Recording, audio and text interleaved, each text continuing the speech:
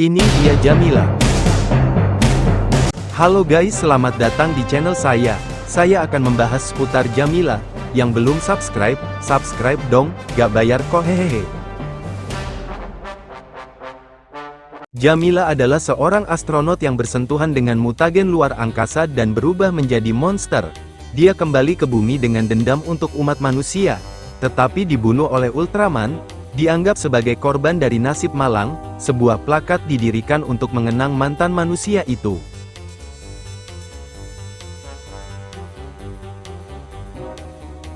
Nama Jamila berasal dari Jamila Bouhiret, seorang aktivis kemerdekaan Aljazair yang mendapat perhatian luas di Prancis dan Aljazair setelah mengalami penyiksaan tidak manusiawi oleh otoritas Prancis di Aljazair pada tahun 1959.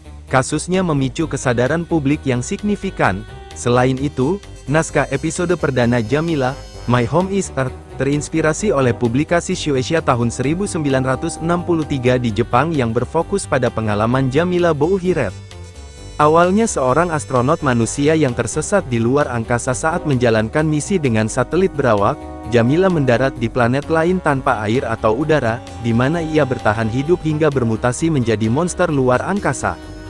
Merasa getir dan marah terhadap umat manusia karena merahasiakan keselamatannya agar tidak merusak kepercayaan publik terhadap sains, Jamila segera kembali ke bumi dalam pesawat luar angkasa tak kasat mata untuk membalas dendam kepada mereka yang telah melupakannya dengan menyerang konferensi perdamaian di Tokyo atas perlombaan senjata antara AS dan Rusia.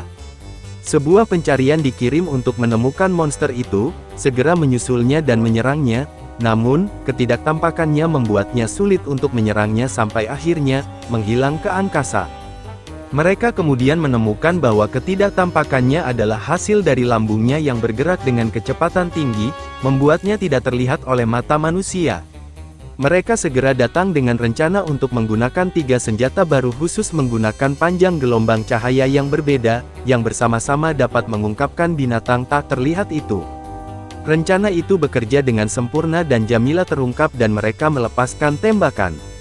Begitu penyamarannya terbongkar, Jamila muncul dan dikejar oleh patroli sains ke hutan.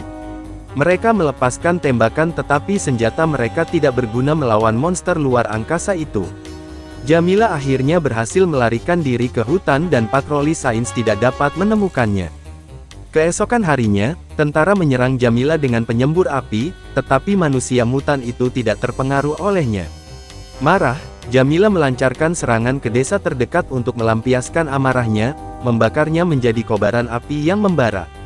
Raksasa luar angkasa itu segera mendekati lokasi pembicaraan yang bertujuan untuk mengakhiri perang dingin di konferensi perdamaian dunia di Tokyo, tetapi diserang dengan bom hujan yang melukainya.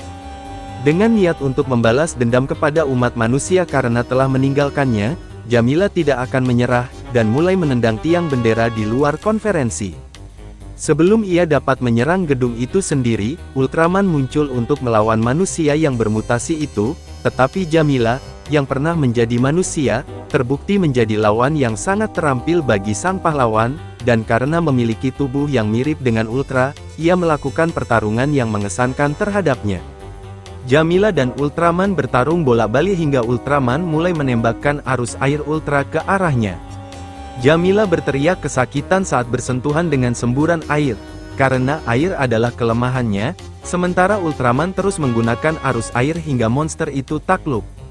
Sambil menggeliat kesakitan di tanah yang tergenang air, Jamila menangis dalam kemarahan dan kesedihan saat ia berusaha mati-matian untuk menjangkau mereka yang telah meninggalkannya. Sebelum akhirnya meninggal, menyadari Jamila hanyalah korban dari keadaan dan politik, patroli sains memberi Jamila pemakaman yang layak dan memasang plakat untuk menghormatinya.